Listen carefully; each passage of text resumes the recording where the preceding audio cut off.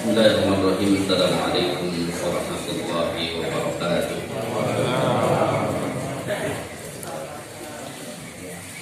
Innal hamdalillah nahmaduhu wa nasta'inuhu wa nastaghfiruh wa na'udzu billahi min shururi anfusina wa sayyiati a'malina. May yahdihillahu fala mudilla lahu wa may yudlil fala hadiya lahu. Asyhadu an la ilaha illallah wahdahu la syarika lahu wa asyhadu anna Muhammadan abduhu wa rasuluh alladzi la nabiyya wa la rasula ba'dahu. Allahumma shalli wa sallim ala Muhammadin wa ala alihi wa sahbihi wa mawalah amma ba'd. Qala ta'ala ya ayyuhalladzina amanu taqullaha haqqa tuqatih wa la tamutunna illa wa antum muslimun. Jemaah sekalian rahimakumullah, targetnya kalau nanti dengan asar, harapannya sebenarnya gambaran proses berpegang teguh kepada Al-Quran dan Sunnah, harapannya sampai kepada Imam Mazhab. Jadi pagi hari ini yang agak lama kita adalah di masa Rasulullah saja. Kenapa? Ini dengan latar belakang kenapa kita harus memahami ini. Karena kan hari ini sudah menyebar kalimat tentang berpegang teguh kepada Al-Quran dan Sunnah. Tapi kenyataannya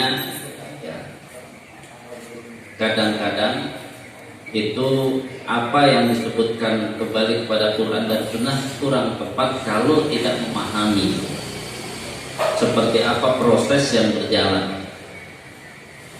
Karena jarak antara kita dengan Rasulullah itu 1400 tahun. Kemudian nanti kita bahas Rasulullah saja, nanti kita akan paham kenapa pembahasan akidah dikaitkan dengan bid'ah. Itu kalau lihat dari periode Rasulullah bukan ke bid'ah, harusnya pembahasan akidah hubungannya dengan akhlak karimah. Karena apa? Akidah itu disampaikannya di 13 tahun pertama saat di Mekah. Jadi kita nanti lihat karakternya. Kenapa? Ini biar kita memahami Islam itu dengan tenang. Karena kita sudah paham gitu. Oh, harusnya porsinya sekian. Karena kalau mau bicara bid'ah menggunakan al-yauma akmaltu lakum dinakum itu sudah di Madinah. Ini harus dipahami.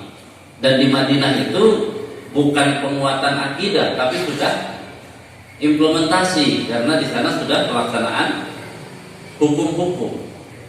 Ini sebagai gambaran.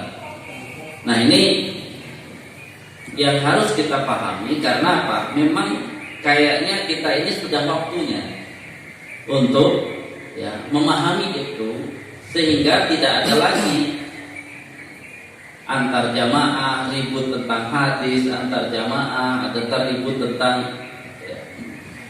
isi Al-Quran. Padahal ketika ditanya, dua-duanya ribut menurut persepsi masing-masing. Tidak ada menurut siapa hadis itu diterjemahkan seperti itu. Karena apa? Ini latar belakang kita. Yang kedua, latar belakangnya banyak saat ini yang ingin mendowngrade kedudukan ulama-ulama yang sudah jelas ulama-ulama itu ahli. Itu harus penting. Kalau kita mau bangun rumah, nggak mungkin kan Bapak hitung sendiri, ini sendiri, bangun sendiri, pasti perhitungannya salah. Bapak harus konsultasi dengan yang ngerti teknik sipil, pemborong, baru hitungannya tepat. Dari situ saja kita sudah bisa pahami. Kalau kita ngotot mau memahami hadis itu menurut yang kita lihat, memahami ayat Al-Quran yang menurut yang kita lihat, sama dengan kita melihat bangunan, persepsi kita digunakan untuk menghitung bangunan itu berapa biayanya, berapa harus fondasinya, pasti salah. Karena apa? Kita bukan ahlinya, kecuali kita kerjaannya menjadi pemborong itu. Berarti kan kalau dia kerjaannya pemborong, kemudian dari sini, berarti dia sudah paham. Nah, sudah paham itu sudah dekat dengan ahli. Nah, ketika yang membicarakan ahli, berarti apa? Kesalahannya sangat sedikit. Ini nanti harus dipahami. Sehingga melihat di video, YouTube dan sebagainya berkenaan dengan berpegang teguh dengan Al-Quran, itu nanti ya kita paham, oh ini kayaknya nggak begitu, karena konstruksi dari ya sejarah periodisasinya kita lihat dulu, baru kemudian apa? Selang ya pemurnian akidah, pemurnian kalimat-kalimat pemurnian itu nanti 700-an Hijriah. Jadi ke sana gitu ya, 700 Hijriah. Sehingga ketika saat ini banyak anak muda, kemudian para dai itu menggandrungi ulama-ulama abad ya ke-7 Hijriah, kemudian dia menyerang ya, ulama-ulama abad ke-5 Hijriah seperti Al-Ghazali itu 5 Hijriah. Kemudian belum lagi nanti berbenturan dengan ya ulama-ulama di 2-3 Hijriah. Siapa ulama 2-3 Hijriah? Itu adalah ulama madhab. Nanti 3-4 Hijriah itu adalah ulama-ulama hadis. Jadi ini ya, kita pelan-pelan biar apa? Biar tenang gitu ya. Saat ini kan dikit-dikit melihat ini disebar, waduh, stres kita. Ya apalagi diposting nanti di grup ribut. Ya kalau ributnya sama-sama nggak ahli kan bukan dapat solusi, malah dapat masalah. Ini yang harus dipahami. Nah, di dalam periode Rasulullah kita lihat Al-Quran itu dibagi 2 periode. Periode sebelum hijrah itu Al-Quran yang turun itu ada 87 surat. Disitulah ya yang sering disebut Makkiyah adalah ayat-ayat atau Al-Quran yang turun sebelum hijrah. Ini ayat-ayat sujud tilawah itu ada di situ. Kemudian kata-kata kalla, bagaimana kemudian frasa ya ayyuhan nas, tidak ada ya ayyuhalladzina amanu. Kemudian ayat dan ayatnya pendek-pendek, maksudnya bukan suratnya juga banyak yang pendek. Kemudian banyak kesamaan bunyi karena memang syair ya, menandingi syair-syair. Awal suratnya berupa huruf-huruf. Kenapa disebut kecuali Al-Baqarah dan Al-Imran? Karena Al-Baqarah dan Al-Imran adalah bukan Makkiyah tapi Madaniyah. Jadi artinya ada yang Madaniyah itu pakai awalnya huruf adalah 2 surat itu, surat Al-Baqarah dan Al-Imran. Tapi sisanya itu selain Al-Baqarah dan Al-Imran, semua yang diawali huruf-huruf itu diturunkan di Mekah. Jadi Al-Fatihah, Al-An'am, Al-A'raf, Yunus, Hud, Yusuf, Ar-Ra'd, Ibrahim, Al-Hijr, An-Nahl, Isra, Al-Kahfi, ya. Maryam, Toha, Al-Anbiya, Al-Hajj, bukan Al-Hajj Madaniyah nanti ya. Itu Al-Mu'minun, Al-Furqan, As-Sur'ara, An-Naml, Al-Qasas, Al-Ankabut, Ar-Rum, Luqman, As-Sajadah, Saba, Fatir, Yasin, Shofat, itu masih berurut terus. Shod, Az-Zumar, Al-Mu'min, Fussilat, kemudian Az-Zukhruf, Ad-Dukhan, Al-Jasiyah, Al-Aqab, terus dari Qaf nanti terus ke bawah dikurangi surat di juz 28. Juz 28 itu semuanya Madaniyah. Jadi dari Al-Mujadilah sampai At-Tahrim itu ya Madaniyah. Nanti seluruh ya dikurangi 1 kalau nggak salah ya, itu Al-Insan kalau nggak salah juz 29 itu dikurangi itu, kemudian nanti juz 30 yang masuk Madaniyah ya Al-Bayyinah, Az-Zalzalah dan An-Nasr. Jadi di sini ada 87. Nah, pokok ya periode ini isi Al-Qur'annya itu berupa beriman kepada Allah ya. Terus hari kiamat, hari pembalasan, penggambaran surga neraka. Terus penekanan Al-Quran akhirat lebih baik daripada dunia. Dunia tidak ada nilainya, itu di situ. Kemudian banyak kecaman, kisah-kisah umat terdahulu, kisah-kisah Nabi, kecuali kisah Nabi Adam yang ada di surat Al-Baqarah. Selain di surat Al-Baqarah kan berarti seluruh kisah itu diturunkan di Makkiyah sebelum hijrah. Dan banyak tuntutannya adalah tuntunan akhlak karimah. Jadi di sini ini akhirnya kita bisa memahami kalau memang niat orang ini kan ada yang kita menghindar nggak bahas bahasan politik dulu, kita nggak bahas bahasan jihad dulu karena apa?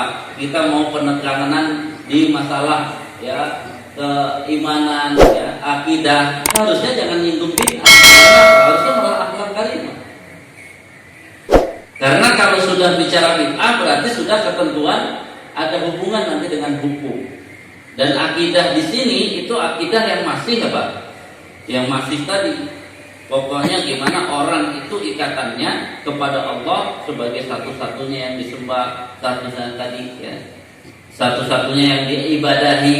Jadi belum bicara tentang hukum ibadah.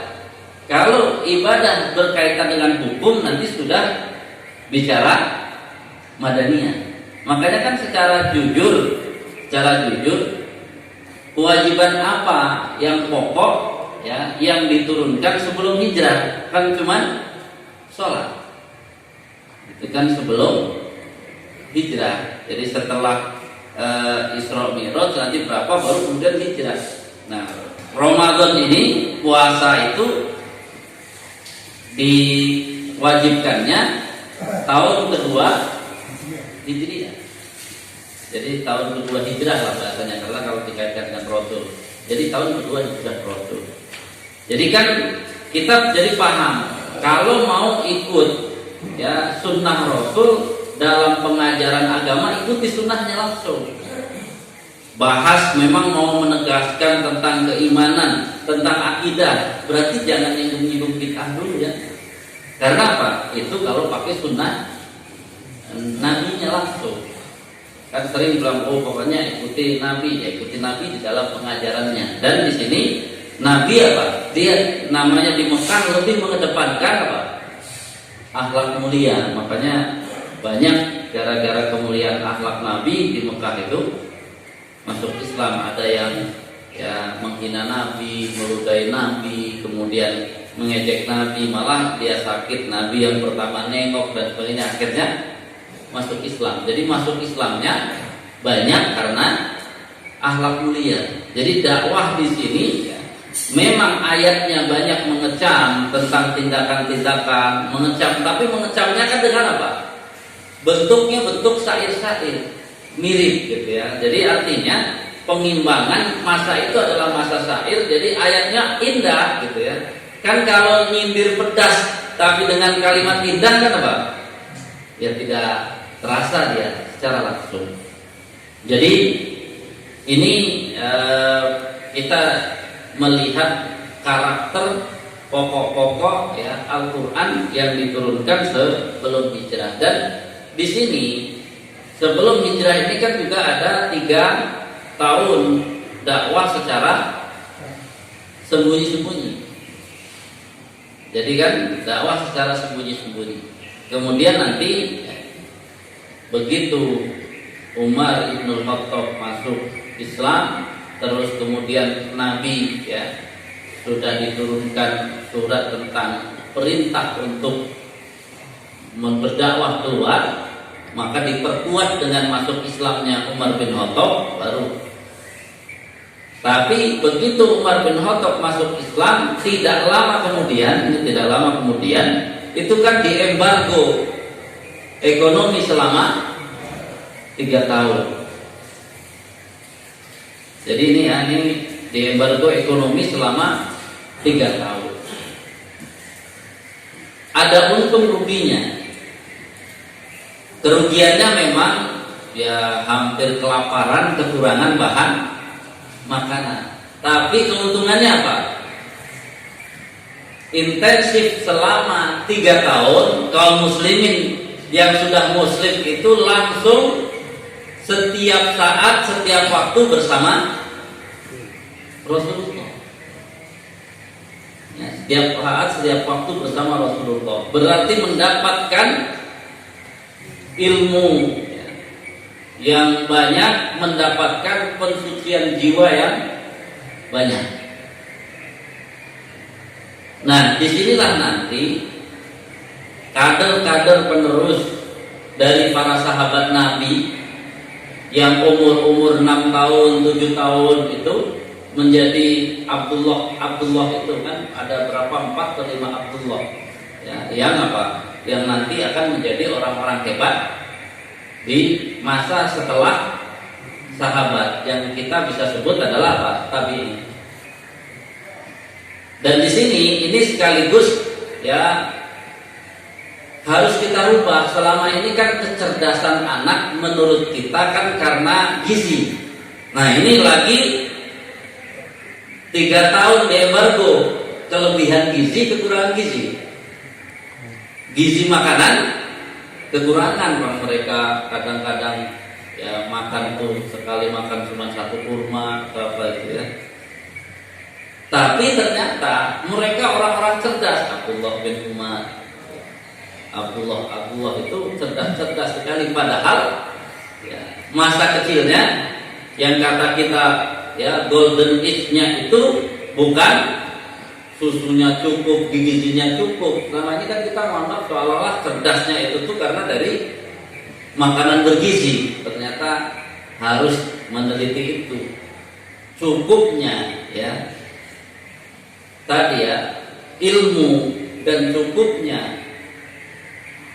kesucian ataupun kebersihan jiwa itu adalah faktor terbesar dari kecerdasan, yang kecerdasannya ya kita sebut susah untuk ditandingi, karena mereka cerdasnya bukan karena banyak makan. Yang ada kalau banyak makan biasanya banyak bergeraknya nggak beraturan karena energinya kebanyakan kan, jadi lari sana lari sini gitu ya. Jadi akhirnya ilmunya nggak dapet. Jadi memang sehat katanya cerdas tapi ilmunya nggak dapet. Ini ya gambaran. Nah, kemudian kita lihat juga Al-Quran setelah hijrah itu kan ada 27. Di sini ada 27 surat yang biasanya ayatnya panjang-panjang, ungkapannya tenang, tidak banyak puitis, tapi lebih deskriptif. Walaupun ada keindahannya, tapi dia deskriptif ayat per ayat itu. Kemudian ayat-ayatnya banyak berisi bukti dan argumentasi kebenaran Islam. Jadi karakter ayat-ayat Madaniyah kayak gitu. Di sini kalau ditambahkan berarti kan apa? Ya ayyuhalladzina amanu, sudah Pak, sudah selesai berarti ya penggemblengan tentang keimanan karena sudah layak dipanggil dengan ya ayyuhalladzina amanu. Artinya begini, sebenarnya pembahasan sirah nabawiyah itu, kenapa kalau ya pembahasan sirah ada yang mengambil dari Rasulullah kecil, Rasulullah lahir, itu karena pakar-pakar pendidikan, khususnya ulama-ulama yang ahli di situ, itu mereka tetap mengambil pelajaran untuk menjadi gambaran ya, bagaimana seorang Rasulullah SAW itu disiapkan oleh Allah Subhanahu wa taala untuk menjadi nabi. Itu bisa diambil sisi-sisi pendidikan. Nanti diperkuat dengan bagaimana saran-saran Nabi terhadap pendidikan anak. Jadi dua yang diambil. Jadi bagaimana ya kan disusui tinggalnya di tempat yang pedalaman, dan yang sudah meneliti kenapa di pedalaman itu kenapa dipilih ya, Sa'ad Bani Sa'ad. Tadi Mas Tadia kan dari Bani Sa'ad, di kampung Bani Sa'ad itu di pedalaman itu semuanya datang. Karena Mekah itu metropolis, banyak bangunan, sudah banyak bangunan. Sedangkan yang Bani Sa'ad itu masih apa? Ya, masih ibaratnya kalau mau lari sekencang-kencangnya nggak usah direm, nggak akan habis tuh. Jadi itu diteliti oleh orang, berarti Allah ya, memberikan kebebasan untuk pertumbuhan fisik yang maksimal. Kemudian di Bani Sa'ad itu, ini kan contoh gitu ya, mengambil, makanya sirah itu harus ada maksudnya, tidak sekedar ceritanya, tapi ada maksudnya, mau diambil apanya. Itu kalau kita lihat, itu juga di sana adalah ya tempat orang-orang menyusui, sehingga di sana itu banyak anak-anak yang sebaya. Jadi sebaya, sehingga mereka itu biasa main yang seumur, dan itu bagus karena apa? Akan kelihatan ya kepemimpinan. Nah kan kalau di lingkungan kita kan ada anak kecil, ada anak SMA, ya anak SMA yang memimpin, jadi anak-anak itu tidak tumbuh apa? Faktor kepemimpinan. Nah yang diteliti oleh Imam Syafi'i itu adalah apa? Disitulah, dan Imam Syafi'i datang ke situ untuk belajar bahasa. Ternyata bahasa yang paling fasih, paling lengkap itu adalah di Bani Sa'ad. Jadi kan anak-anak itu kan, kalau lingkungannya menyebutnya kebun binatang, tiba-tiba dia keluar kebun binatang. Kalau kata-katanya kasar, dia kan kasar. Jadi sampai segitu para ulama ahli itu mengambil bahwa perjalanan dari Nabi, yang nanti kan ada kan waktu ya remaja, bahasa orang sekarang puber, pengen penasaran, pengen ya ke tempat hiburan, ya itu seperti itu. Jadi memang kenapa anak kita harus diarahkan, jangan melihat ya yang penting kan kita menjaga masalah, nanti dia lihat, yang penting ada penjagaan itu dalam rangka untuk tadi sebenarnya sudah dicontohkan Allah sendiri untuk mencetak Rasul itu disiapkan sampai apa? Dijauhkan dari hal-hal yang tadi yang merusak itu dijauhkan. Padahal Allah kan bisa kun fayakun, tapi tetap diproses. Dan termasuk apa? Kenapa orang tuanya meninggal itu biar orang-orang ya di luar Islam tidak nuduh, wajar, cuma yang ngajarin bapaknya itu wajar gitu. Jadi memang oleh Allah sudah itu disiapkan seperti itu. Jadi ada memang sisi-sisi pendidikan yang nanti dilengkapi dengan bagaimana Rasul ya ketika ditanya tentang anak. Nah, kemudian materi ya, dari Al-Quran yang diturunkan itu kan berarti apa? Sisanya tuh Al-Baqarah, Ali Imran, An-Nisa, Al-Maidah, Al-Anfal, At-Taubah, Al-Hajj, itu langsung lompat Al-Hajj, An-Nur, Al-Ahzab, Muhammad, ya Al-Fat, kemudian Hujurat, Ar-Rahman, itu Madaniyah, Al-Hadid, kemudian dari Mujadalah, Al-Mujadalah sampai At-Tahrim, kemudian juz 29 hanya Al-Insan, kemudian Al-Bayyinah, Az-Zalzalah dan An-Nasr. Itu turun ya Madaniyah. Lebih sedikit, hanya 27 surat. Cuman panjang-panjang ya, suratnya. Ayat-ayatnya juga panjang. Jadi isinya itu berisi tentang izin perang, hudud, ibadah. Nah itu ibadah. Jadi ibadah secara tadi mau menyimpang tidak menyimpang itu bicara setelah Nabi, setelah kuat iman tadi. Kemudian undang-undang sipil, sosial, ya negara, hubungan antar negara. Kemudian tadi ini munafik, yang kecuali dalam surat Al-Qalam, karena dalam surat Al-Ankabut, karena Al-Ankabut diturunkan ya Makkiyah, di sana ada membicarakan tentang munafik. Kemudian penyebutan ahli kitab juga setelah ada di Madinah. Nah, apa yang kita ambil ini masalah sandaran agama di masa Rasulullah SAW. Nah, maka yang pertama Rasulullah itu ya, sandarannya Al-Quran, yang tadi diturunkannya secara bertahap, belum langsung. Dan di sini tugasnya adalah Allah sudah menyampaikan kepada Rasulullah SAW tentang isinya, penafsirannya. Bahkan ketika kita membaca hadis tentang nanti malaikat Jibril datang di Ramadan, itu kata ulama menyebutnya adalah karena yudarisul Qur'an. Jadi bukan sekedar Nabi setor hafalan, bukan, tapi yudaris. Kemudian ulama mengatakan yang sudah yudaris semuanya. Jadi saat bersama Jibril itu bukan talaki hafalan saja, tapi semua isinya, maksudnya semua. Nah di sini zaman Nabi ini agak ringan, karena apa? Ya Nabi masih hidup, jadi sentral masalah-masalah pemahaman Al-Quran itu sentral kepada Rasulullah SAW. Walaupun di dalam kegiatannya Rasulullah kan tidak sekedar ngajar Al-Quran saja, ada perang, ada masalah, ada yang timbul, tapi pengajaran Al-Quran jalan terus.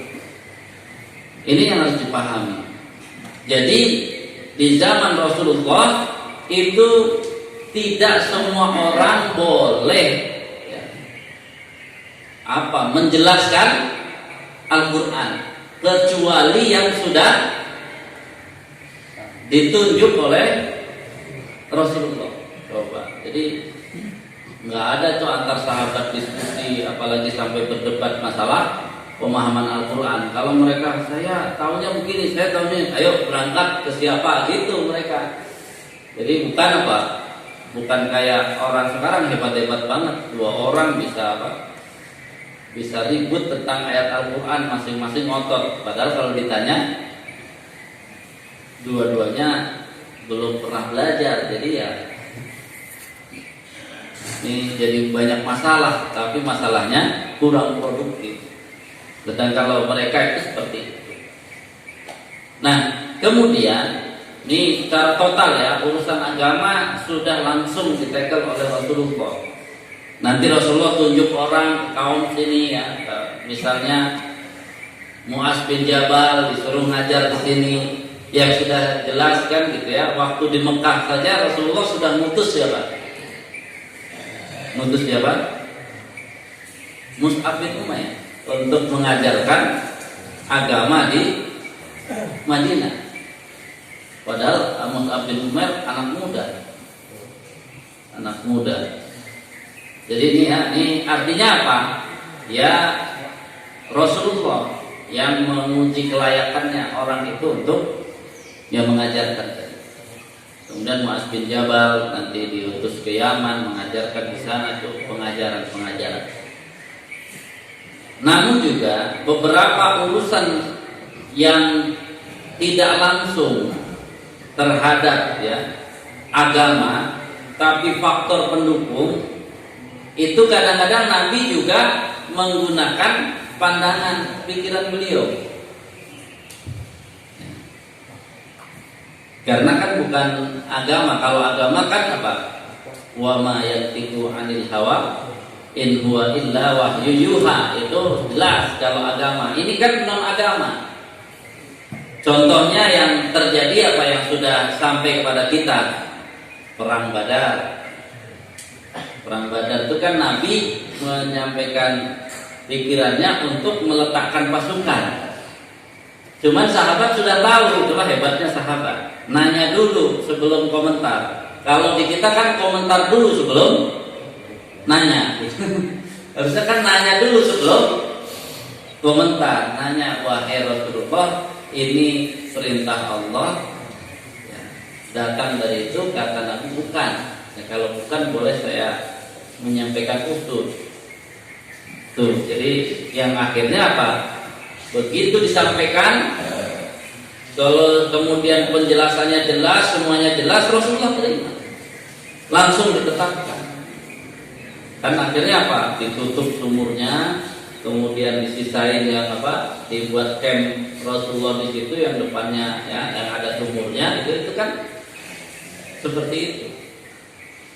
Atau peristiwa hadis yang kaitannya dengan antum a'lamu bi umuri dunyakum. Itu kan saat Rasulullah melihat orang kurma itu dikawinin kayaknya susah banget gitu ya. Ya Rasulullah komentar, masa susah begitu, udah nggak usah susah-susah. Nah namanya sahabat nurut dulu dia, takutnya itu dari wahyu gitu ya, takutnya dari Allah langsung. Akhirnya apa? Ya sudah, tidak dilaksanakan. Dan mereka juga tidak ngomong di belakang, datang lagi ya Rasulullah, ternyata panennya nggak bagus. Lalu Rasulullah, oh berarti kalian tahulah urusan dunia kalian yang seperti itu. Artinya apa? Rasulullah itu bisa berubah pandangan asal ya urusannya bukan pokok agama. Kalau pokok agama ahlinya Rasulullah ya. Tapi urusan dunia yang memungkinkan asal yang membicarakan itu yang lebih ahli Rasulullah ya, tadi terima. Jadi tidak mutlak ya. Artinya begini. Jadi Rasulullah itu berarti kalau urusan yang bukan fondasi agama, urusannya bukan pokok-pokok ibadah, itu nggak perlu ditanya dalil, Pak. Jadi kalau orang sekarang apa-apa minta dalil itu akhirnya apa? Semuanya dianggap fondasi, semuanya dianggap bangunan pokok. Padahal ini kita lagi nggak ngomong yang pokok banget kan. Contoh yang nggak pokok banget apa? Sholat sunnah kan nggak pokok. Sholat sunnah tetap tidak. Yang pokok adalah sholat fardu. Jadi ketika yang tidak pokok banget, jangan pakai apa? Ukurannya rumit. Artinya apa? Jangan ditanya hadisnya nanti kan. Kalau urusan apalagi apa tadi di luar itu, di luar hubungan dengan ibadah, apalagi yang itu di luar. Jadi kita harus bisa membedakan apakah ini pokok agama, apakah ini pokok ibadah, ini sunnah ibadah, ya. Terus apa? Ini di luar semua itu. Kalau di luar semua itu jangan nyari-nyari dalil. Nanti minta dalil aja, dalil mengawinkan kurma. Tidak ada dalil mengawinkan kurma. Karena dari kalimat itu Rasulullah menyatakan malah apa? Kalian lebih tahu lah urusan itu. Jadi ini yang harus menjadi gambaran bahwa Rasulullah itu mengajarkan kalau sesuatu itu perlu yang ahli, dudukkan ahlinya di situ. Duduknya kan ahlinya. Kalau tidak ahli, tugasnya apa? Kalau bagi kita yang tidak ahli misalnya, ngambil dari yang ahli. Gampang. Apalagi urusan agama. Urusan agama saat ini nggak usah terlalu banyak pusing mikir, tapi ambil saja dari yang ahli, karena udah banyak. Siapa yang ahli? Ya tentu kalau hukum para ahli fikih, ambil aja dari para ahli fikih. Kemudian yang tadi ada sahabat-sahabat yang dipercaya oleh Rasulullah untuk mengajarkan Islam, dan dalam kalimatnya sahabat itu saja boleh apa? Berijtihad dengan kecerdasan akal. Contohnya yang sangat terkenal adalah hadis yang Mu'adz bin Jabal. Itu kan ketika kalau saya tidak dapati dari ayat Al-Quran, tentu kenapa Mu'adz bin Jabal bisa langsung mengambil ketentuan hukum dari Al-Quran? Kenapa Mu'adz bin Jabal, ini penting nih Pak, kenapa Mu'adz bin Jabal bisa mengambil langsung hukum dari Al-Quran karena sudah belajar dengan Rasulullah. Itu kadang-kadang kan kita belum belajar dengan siapa-siapa langsung mengambil pelajaran Al-Quran, makanya harus ada belajar. Kemudian kan apa? Yang kedua juga sama. Kenapa Mu'adz bin Jabal bisa mengambil hukum dari sunnah Nabi? Karena Mu'adz bin Jabal sering ketemu Nabi. Nah, coba kalau Mu'adz bin Jabal nggak pernah ketemu Nabi, gimana dia mau ngambil sunnahnya? Jadi intinya dia harus belajar. Jadi jangan mengartikan hadis Mu'adz bin Jabal Tuhan kita bisa ngambil ayat. Nah, pertanyaannya, kamu ngambil ayat sudah belajar? Ngambil hadis sudah belajar? Kalau belum belajar ya kemungkinan, bukan kemungkinan lah, salahnya lebih besar daripada benarnya. Kemarin sudah saya diskusikan, misalnya gini, saya suruh ngitung dengan karangan saya yang nggak ngerti apa-apa, ini kira-kira bangunan ini butuh apa? Jadi keramik berapa gitu ya. Kemudian perkiraan ya biaya pondasinya berapa. Kalau untuk tingkat sebulan, saya mau sehebat setekun apapun saya, pasti hasilnya apa? 90% salah. Karena saya nggak ngerti kan.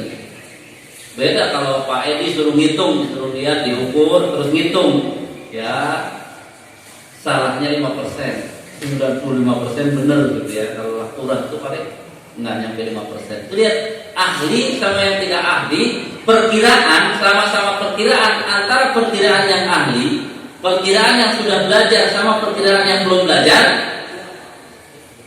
Yang belum belajar, belum ahli, itu 90% lebih salah perkiraannya. Kemungkinan besar hanya 5-10%. Kebalikannya, kalau yang ahli itu 90-95% benar, salahnya kemungkinan 5-10% itu perbedaannya. Jadi kalau ada orang itu kan ya pendapat Imam Syafi'i bisa salah. Jadi jangan dibilang bisa salah, tapi kemungkinan salahnya kecil karena sudah diakui sebagai keahliannya. Bahkan kalau kita lihat ulumul Quran, untuk menjadi seorang penafsir saja kan ada 15 disiplin ilmu lebih. Nah itu Imam Syafi'i lebih dari itu. Karena kan dia apa? Bukan hanya untuk tafsir, tapi untuk tadi istinbat hukum, itu berarti lebih besar lagi. Nah, di sini berarti apa? Kecerdasan akal. Kecerdasan akal siapa yang bisa digunakan untuk panduan hukum ketika tidak ditemui dalam Al-Quran, tidak ditemui dalam As-Sunnah. Kenapa saya ini tidak menyebut hadis? Karena kalau hadis ya zaman Nabi belum disebut hadis kan. Kan hadis itu kan kalau kaitan dengan sunnah atau hadis itu kan apa? Apa yang dirujuk kepada Nabi. Zaman Nabi ya belum, ya langsung hanya Quran, sunnahnya Nabi itu sendiri. Jadi siapa yang boleh menggunakan akal? Yang penting juga nih. Yang sudah belajar. Jawabannya masih sama, tidak kreatif kan. Lihat dari awal sampai akhir tadi. Ayo kesimpulannya. Ini kan kita saat ini kan sudah berarti saya boleh menggunakan akal saya. Tunggu dulu. Gimana Pak? Yang sudah akidahnya dibenerin. Kan tadi kita bicara tauhid awal kan. Yang sudah tauhidnya benar seperti Mu'adz bin Jabal, ya. Yang sudah memahami, belajar Al-Quran benar, belajar kepada Nabi benar, berarti dalam hadis secara benar, dia baru bisa menggunakan akalnya sih. Jadi tidak sembarang akal. Karena akalnya orang yang syirik, ya ujungnya bisa syirik juga. Walaupun ngomong Quran, Qurannya jadi jimat. Jadi Qurannya bisa jadi jimat, dilipat-lipat atau paling nggak dibakar terus diminum Qurannya. Jadi gitu. Jadi ini kan apa? Jadi walaupun Al-Quran bisa gunakan akalmu, kita harus belajar bagaimana saya mau menggunakan akal, harus diberesin dulu, Pak. Keimanan saya harus beres, gitu ya. Antara cinta saya kepada akhirat dengan ya, cinta saya kepada dunia, itu ya dunia tidak ada apa-apanya dibanding akhirat. Yang gitu-gitu, ya yang sudah lulus tadi. Kita baliklah. Yang sudah lulus materi-materi awal ini yang bisa pikir dengan benar. Dia sudah ngerti ada hari akhir, akan dibalas, bahwa di sana ada surga, ada neraka. Jadi yang mikir itu sudah mikir ya. Kalau saya begini masuk surga, dia udah masuk semua.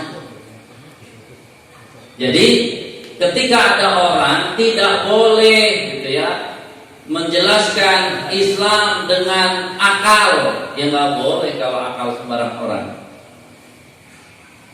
Tapi kalau akal itu dari Mu'adz bin Jabal, akal itu nanti dari siapa? Mus'ab bin Umair. Nanti setelahnya akalnya itu dari Abdullah bin Umar, ya. Akalnya itu dari Ali bin Abi Thalib, nggak ada masalah. Akalnya dari Imam Syafi'i, akalnya dari Abu Hanifah, akalnya dari Imam Malik, akalnya dari Imam Ahmad Ibnu Hanbal, nggak ada masalah karena mereka sudah teruji. Jadi saat ini keputusan hukum itu kenapa ada yang masalah? Karena sebenarnya bisa jadi bukan masalah akalnya, itu masalah landasannya tadi, keimanannya, akidahnya tadi, itu yang masalah.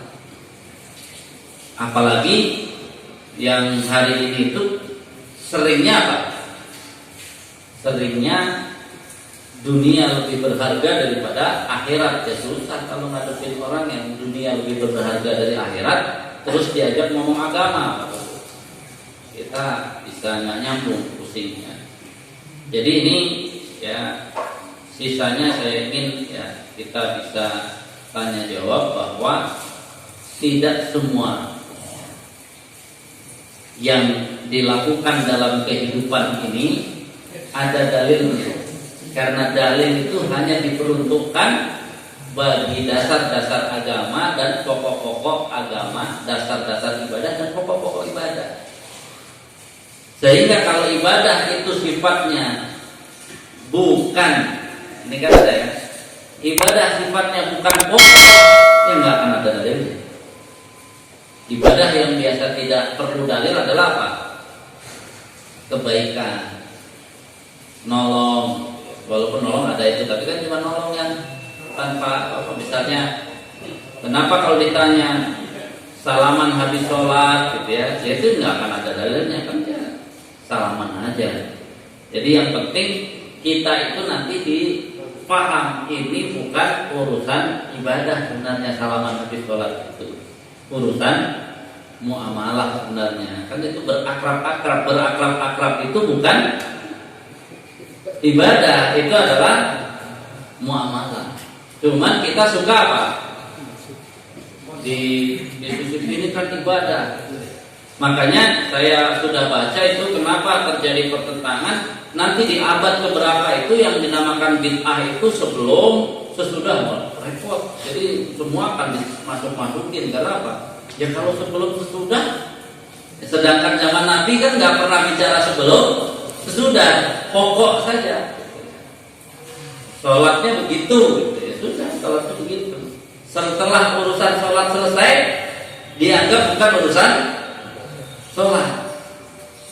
Ya nggak akan disangkut pautkan dengan sholat karena sudah di luar sholat. Makanya kan sering dulu intermezzonya kan, salaman itu menjadi bid'ah karena dilakukan sebelum salam. Jadi bid'ah karena dia memasukkan amal itu ke dalam sholat. Kalau habis salam silakan aja lah. Jadi silakan itu bukan berarti sunnah saja, enggak. itu tidak ada urusan sunnah, tidak ada urusan wajib, tidak ada urusan apa-apa. Urusan salaman doang. Bagi yang mau salaman, kalau yang nggak mau salaman ya jangan dipaksa salaman juga. Jadi nggak ada urusan salamannya. Yang benar tuh masuk ke masjid ketemu salaman, nanti keluar salaman lagi boleh. Nah, kalau sekarang salaman aja nggak boleh. Tempel. Jadi sekarang nanti gimana? Ribut masalah salaman jadi bid'ah. Salaman mah nggak bid'ah sebenarnya. Salaman kenapa bid'ah? Salaman kan apa? Ya bukan pokok agama langsung. Kecuali itu mau akad nikah ke rumah nikahnya ya harus salaman. Ya, karena memang apa? Itu rangkaiannya begitu. Ada terima nikahnya, baru gitu ya.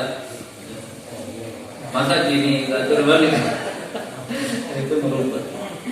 Ya ini Rasul dulu, nanti pas sahabat seperti apa itu insya Allah kita mulai jadi kenal gitu ya. Bagaimana sebenarnya berpegang pada aturan dan sunnah di zaman sahabat, karena nanti setelah Rasulullah wafat, zaman Abu Bakar banyak kekacauan, banyak ini, waduh itu belum lagi nanti apa zaman Umar sudah kemana-mana gitu ya. Sehingga apa? Bagaimana kalau kita beragama itu ikut satu sahabat saja? Ya bisa. Walaupun seorang sahabat kalau dia intensitas ketemu Rasulnya nggak banyak, ya dia tidak akan banyak bisa menjelaskan tentang pokok-pokok agama. Makanya nanti kembali ya, zaman sahabat saja nanti ada dalam penulisan siapa yang biasa dijadikan tempat bertanya yang ahli. Jadi sahabat saja tidak semuanya ahli, tapi sahabat semuanya boleh diikuti. Coba. Nggak ahli tapi boleh diikuti sahabat. Kenapa? Itu berhubungan nanti ya dengan surat At-Taubah ayat 100. Yang as-sabiqunal awwalun minal muhajirin wal ansor. Asal mereka kriterianya as-sabiqunal awwalun dari muhajirin dan ansor. Sahabat Nabi muhajirin dan ansor itu disebutkan apa? Bisa diikuti. Jadi kalau kita tidak mendapati ini, terhadap pertanyaan Pak Udri tadi ya, mirip ya, nanti walaupun di sahabat, saya tidak mendapati Rasulullah, orang ini mendapati sahabat, terus lakukan, nggak ada masalah.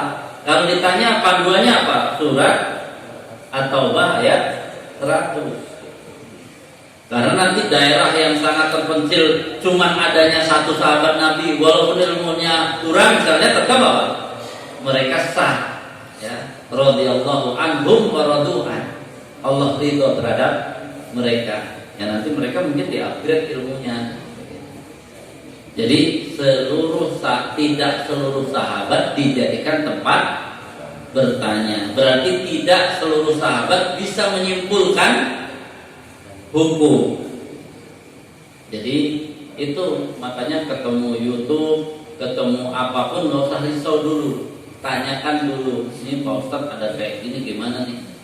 Bukan Pak Ustadz, saya misalnya ahli, saya bisa mengambil dari ahli gitu. Oh, ini imam ini bilang begini, itu kan kita bisa merangkai itu. Jadi kita bisa memberi nasihat. Jadi yang paling bagus saat ini apa? Bukan dia menurut dia sendiri. Seringnya yang membuat masalah itu dia hadis, tapi penjelasannya hanya sampai ulama abad ke-7 Hijriah. Nggak mau narik lagi pandangan ulama yang sebelumnya itu seperti apa. Sahabat Nabi terhadap hadis ini seperti apa. Itu kan harus sana. Sehingga apa? Tidak kaku. Kaku itu karena tadi bentuknya. Wallahu a'lam bishawab. Ada pertanyaan? Silakan. Kalau melihat istilah Nabi itu ya, pada tahun 622 Masehi itu Hijrah, karena 632 meninggal.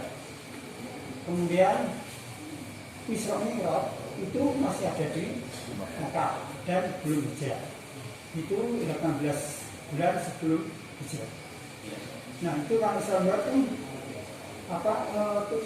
ada perintah untuk sholat 5 waktu. Nah, sebelum ada isyarat itu, Rasul bagaimana sholatnya? Ya. Sholatnya sebagaimana perintah sholat kepada seluruh nabi dan rasul, yang adanya cuma malam, sholat malam saja. Rata-rata ya 2 rakaat. Makanya kan di situ Nabi ya kurang lah gitu, itulah hebatnya. Kalau kita kan mungkin sore enak sih, kewajibannya cuma 2 rakaat gitu. Karena kita belum kenal Allah. Kalau Nabi 2 rakaat itu jadi kurang gitu. Begitu kurang, turunkan tadi ya kewajiban sholat 5 waktu ditambah sunnah bagi Nabi juga kurang untuk konsultasi kepada Allah. Kalau kita kebanyakan sampai nggak bisa melaksanakan gitu ya. Jadi itu mental gitu ya. Makanya kenapa kita begini, kita tidak dididik mental keimanannya dulu gitu ya. Kita langsung apa? Pakai akal, pakai ini menjalani agama. Jadi kita berat banget. Harusnya memang apa? Diasah dulu keimanan kita. Makanya memang ada suatu saat ada pentingnya juga gitu ya. Kita apa? Coba ambil apa sih inti dari ayat-ayat Makkiyah yang untuk menguatkan iman. Yang jelas begini Pak, kapan Nabi menanamkan bahwa dunia itu nggak ada apa-apanya, itu saat 3 tahun di embargo itu Pak. Kan pas lagi keadaan, ini pas juga kalau nanti lagi keadaan kelaparan itu langsung apa? Nggak usah isu, dunia itu nggak ada apa-apanya. Kita kesini bukan untuk menikmati dunia. Makanya Abdullah bin Umar yang baru saja, kalau nggak salah kan itu baru saja sebelum diembargo itu setahun, kalau nggak salah sebelum diembargo itu Umar bin Khattab masuk Islam, kemudian ikut diembargo. Anaknya Abdullah bin Umar itu baru 6 tahun. Terus ya dibawa terus sama Umar untuk mendengarkan Nabi. Makanya Abdullah bin Umar riwayat tentang dunia gak ada apa-apanya itu rata-rata dari Abdullah bin Umar. Dan Abdullah bin Umar itu berarti apa? Anak kecil yang sangat terkesan dengan pesan Rasulullah. Kun fid dunya ka'annaka gharibun aw 'abir sabil, itu dari Abdullah bin Umar. Padahal dia anak umur 6 tahun 7 tahun. Jadilah engkau di dunia seperti orang asing atau orang melintas saja. Oh, itu bayangkan anak kecil punya prinsip, saya di dunia ini seperti itu. Makanya kan kisah hidupnya Abdullah bin Umar, kisah hidupnya itu orang-orang ya kalau bahasa sekarang kayak ngerjain Pak. Tahu nih Abdullah bin Umar baru beli sate gitu misalnya ya. Itu orang sekitarnya itu udah tahu. Ya begitu nyampe Pak Abdullah bin Umar gitu ya. Dikasih itu. Minta sate, dikasih ya. Sampai istrinya tuh berpesan, kalian jangan tega banget gitu karena namanya Abdullah bin Umar, bawa apapun ke rumah kalau diminta dikasih. Jadi Abdullah bin Umar yang kisah tentang ya nanya penggembala itu Abdullah bin Umar, bukan Umar bin Khattab sebenarnya. Abdullah bin Umar yang nanya, ini boleh nggak saya beli gitu kan, yang akhirnya nanti dikasih duit banyak itu Abdullah bin Umar. Karena apa? Itu di mindset kepalanya tuh dunia nggak ada apa-apanya bagi Abdullah bin Umar.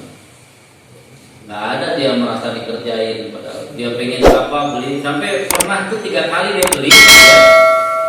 Itu tadi minta, itu nggak minta kasih, masuk nggak jadi makan, balik beli saya kasih. Jadi beliau meriwayatkan kun fid dunya ka'annaka gharibun aw 'abir sabil, dipraktekkan Pak. Itu hebatnya Abdullah bin Umar. Dia tidak pakai apa pertimbangan-pertimbangan kalau udah dunia. Wah, saya juga pengen nggak pakai begitu deh. Nggak jadi gitu ya. Itu ya Abdullah bin Umar. Karena apa? Dari umur 6 tahun 7 tahun langsung ditanamkan. Bayangkan penanaman nilai dunia nggak ada apa-apanya dia di saat di embargo. Jadi ini begitu ya Pak. Ya. Ustaz, pada waktu di Mekah kan 13 tahun ya. Ya. Kemudian di situ ada surat Al-Isra yang mengatakan Hakimi sholati liduli samsi ila wasafil lalu walkona fajar inafasi mahdah. Dirikanlah sholat sebelum sejak maghrib sampai matahari tergelincir. Nah, itu ada yang sholat Nabi Ibrahim itu gitu. Jadi sebelum matahari tergelincir itu sudah berapa kali, kemudian ila wasafil lalu walkona fajar. Setelah terbit matahari itu dua gitu. Apakah itu yang dimaksud sholatnya? Iya, pokoknya keterangan secara tidak langsung seperti apa, karena Nabi itu kan sebenarnya mengeluh begitu soal masalah berat cuman gitu saja, itu makanya kan dia bingung. Jadi itu masalah sebelumnya dan sebagainya, itu makanya ukuran langsungnya tidak langsung disebut. Yang jelas sholatnya itu ya malam gitu ya. Apakah dibatasi atau tidak? Ada yang menyebut sih memang tidak dibatasi, tapi cuma malam saja. Jadi kalau Nabi ada masalah siang-siang, dia harus nunggu dekat-dekat malam itu. Jadi makanya begitu dikasih kewajiban sholat senang sekali. Bahkan dibolehkan kan yang dinamakan sholat mutlak itu. Makanya Nabi kan begitu merasa ada masalah sholat gitu. Jadi itu sebenarnya memang kebutuhan bagi Nabi untuk berkonsultasi dengan Allah secara langsung. Jadi secara bagaimana sholat sebelumnya kan yang penting untuk hari ini sudah dieliminasi dengan sholat waktu. Jadi ilmu kita tentang sebelumnya nggak terlalu masalah, mau kita salah atau benar di poin ya sholat sebelumnya. Tetapi di sholat ini sebenarnya maksud dari Nabi tadi agar dia bisa terus-menerus berkonsultasi kepada Allah. Sehingga bahkan kan zaman setelah Isra Mi'raj ke sini berarti apa? Sholat itu nggak dibatasi, mau semalam suntuk sholat terus bisa. Makanya Nabi kan sering kan bangunnya awal malam, gitu ya, sampai akhir malam ya. Jadi memang ya intinya yang akan kita sebut zaman Nabi itu gambaran kembali kepada Quran dan Sunnah itu tidak seperti orang sekarang. Mana dalilnya enggak? Pokoknya yang diajarkan Nabi, orang itu ketemu Nabi sekali terus dapat itu saja, dia mengamalkannya itu saja, yang lain belum, tetap saja dia disebut mengikuti Quran Sunnah. Bahkan kan ada yang jaraknya jauh ketemu Nabi ya Pak. Kemudian ketika ketemu Nabi itu apa? Itu dikasih tahu sesuatu, kemudian diamalkan. Nabi belum dia balik lagi, kalau dia benar diamalkan dia masuk surga. Sebagai penutup begini, yang harus dicontoh itu adalah Nabi itu guru yang membimbing. Karena Nabi guru yang membimbing, kadang-kadang pertanyaan yang sama jawabannya beda. Kenapa pertanyaan yang sama jawabannya beda? Yang bertanya beda. Yang bertanya beda. Gitu. Jadi nanya apa itu Islam, ya jangan marah, karena apa orangnya suka marah-marah, gitu ya. Jadi ada tanya lagi apa itu Islam, ya berbakti kepada orang tua, karena orang ini kurang berbakti. Jadi tidak apa, bayangkan kalau kita yang ditanya apa Islam, jangan marah, berbakti, dia udah kecapean duluan. Jadi pembimbing itu mana yang akan duluan diperbaiki, itulah yang harus diperbaiki. Yang lain sabar dulu. Kalau kita kan hebat banget, pembimbing bukan, tapi pengen orang itu harus beres dari hulu sampai hilir, stres sendiri. Kita lihat anak kita, pengennya tuh anak kita dari hulu sampai hilir cocok semua, ya enggak. Yang mana dulu yang harus ditekankan? Itu yang harus kita sebut. Jadi tidak semua yang kita tahu harus disampaikan. Jadi Nabi itu tidak seperti orang sekarang kan, yang kemarin misalnya, mohon maaf ada Pak Slamet ya yang tanya tentang apa tuh ambil zakat. Itu kan orang sekarang, orang idealnya belum ada sudah share itu. Bayangkan, apakah nggak membuat orang mau apa? Ya nanti jangan-jangan ada udang di balik batu, biar nggak ada yang zakat fitrah ke masjid, zakatnya ke yang dibikin pemerintah kan.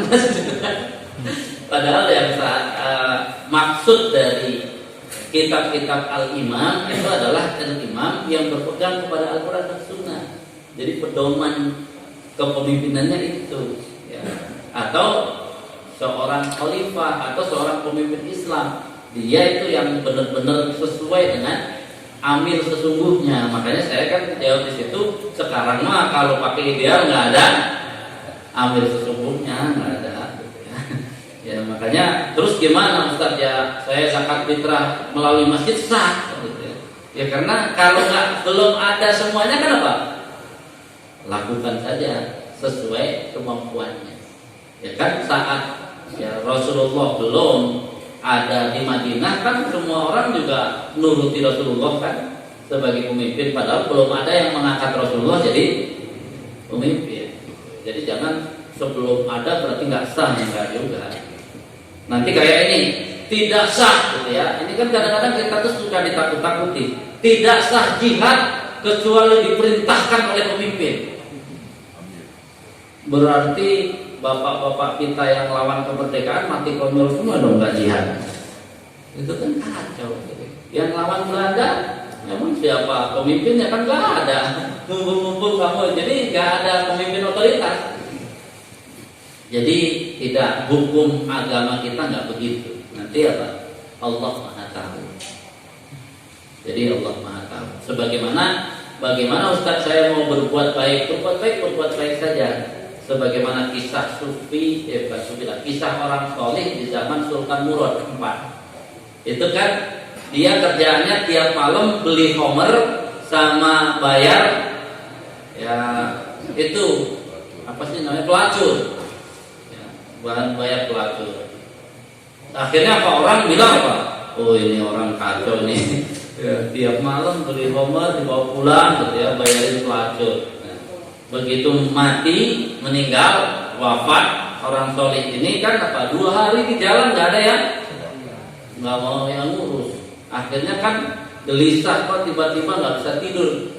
Sultan Murad IV kemudian keluar, ternyata dapati kok ada orang meninggal nggak ada yang ngurus. Pas nanya-nanya dia prasangkanya apa? Gimana mau nolong orang ahli maksiat? Bilangnya ahli maksiat. Akhirnya tunjukkan rumahnya. Tanya istrinya, siapa suami kamu kok begitu? Dia dengan hartanya. Ini bayangkan namanya amar ma'ruf nahi mungkar, jangan dibilang nggak ada sia-sia keluar duit mubadir. Dia ceritakan kan. Dia setiap punya uang beli homer, bawa pulang, ditumpahkan, dibuang. Kemudian tadi minimal yaitu pelacur nggak praktek lah malam itu gitu ya. Kan seolah-olah kan sia-sia. Ya. Nah, akhirnya kan apa? Saya juga sudah memperingatkan nanti kalau meninggal orang nggak ada yang mau ngurus. Apa jawaban suami itu? Jawaban suami saya enak banget, biarin. Nanti yang ngurus jenazah saya sultan. Kaget kan?